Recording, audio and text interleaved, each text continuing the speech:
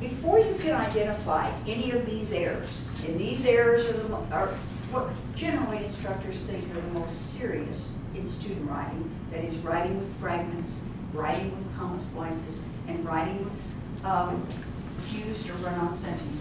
You've got to understand this business of clauses. Okay, so we've got to know then that is a clause is a group of words with a subject and a verb.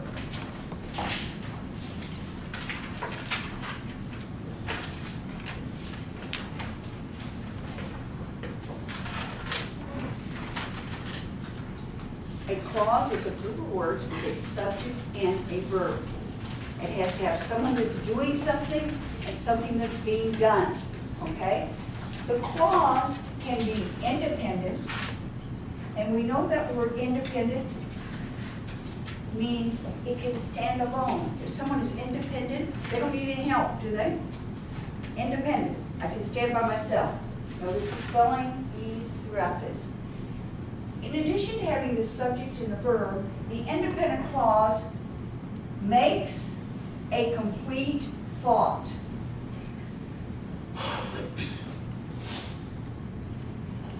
Okay, so an independent clause is subject, verb, and makes a complete thought.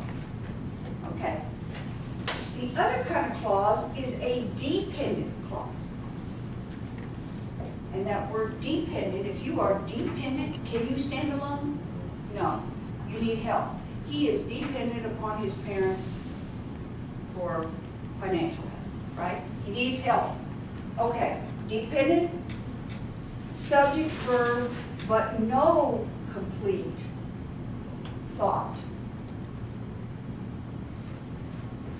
Okay, let's look at this.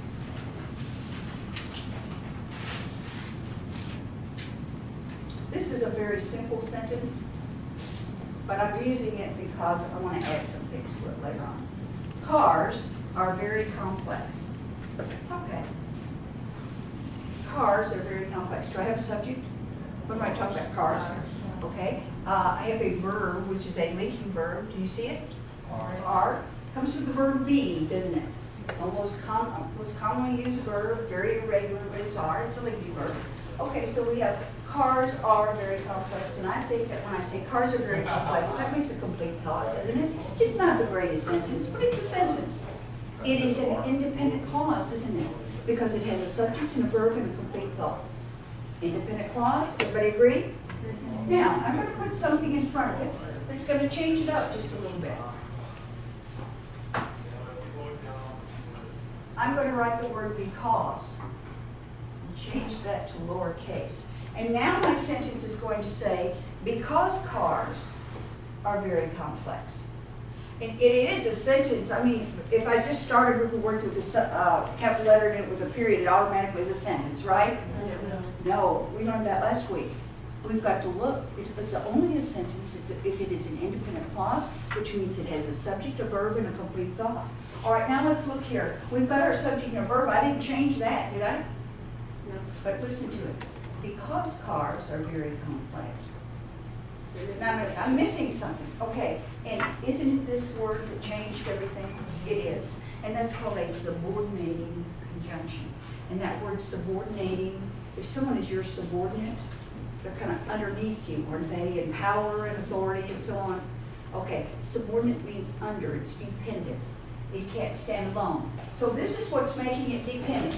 Now, you cannot write a dependent clause as a sentence.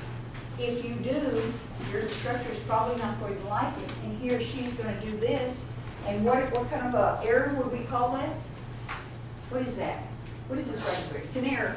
It's part of a sentence, not a whole thing. A what? Fragment. Fragment. Thank you. This is a review from last week. It is a fragment. We wouldn't want to do that, particularly in academic writing. I know you're going to tell me there's some times when you see fragments. Yeah. But we're talking about scholastic, scholarly writing, academic writing. We're trying to avoid fragments, okay? All right, now, what we can do with this is, of course I could always take off the because, couldn't I? And just go back to my original sentence and then I would have sentence. But if I wanted to correct this, then what I could do was actually hook it on to an independent clause, couldn't I? All right, because cars are very complex, mechanics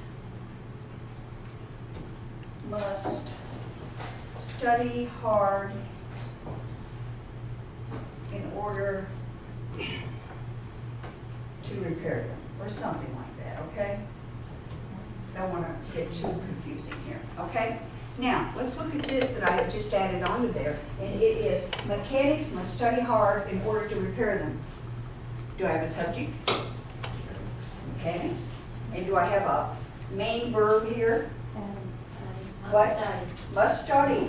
It is a verb phrase. This is my helping verb, this is my main verb. I don't want you to worry too much about this right now, okay? Just don't worry about it. Okay, so what I want you to see is I have a subject and I have a verb. This is an adverb right there.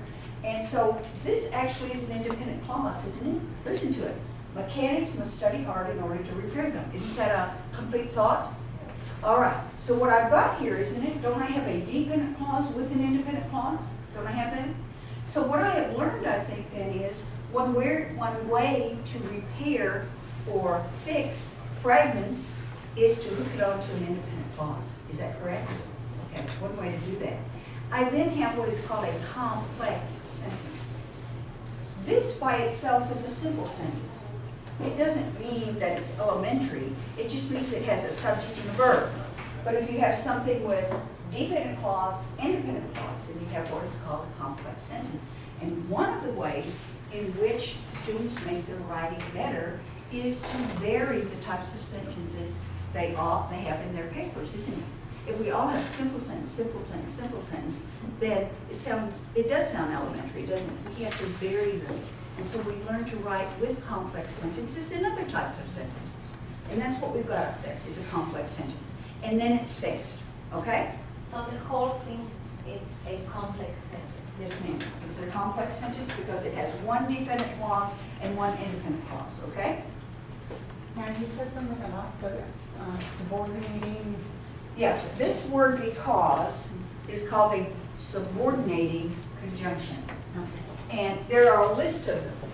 And I think someone counted up and he said he found 41 of them. Well, you do not have to memorize all of those, but these are subordinating conjunctions. And I will tell you a few words that can be subordinating conjunctions. And they are words like because, if, since, when. What did you say? Although. Although. Unless. Yes. Yes. You got it right.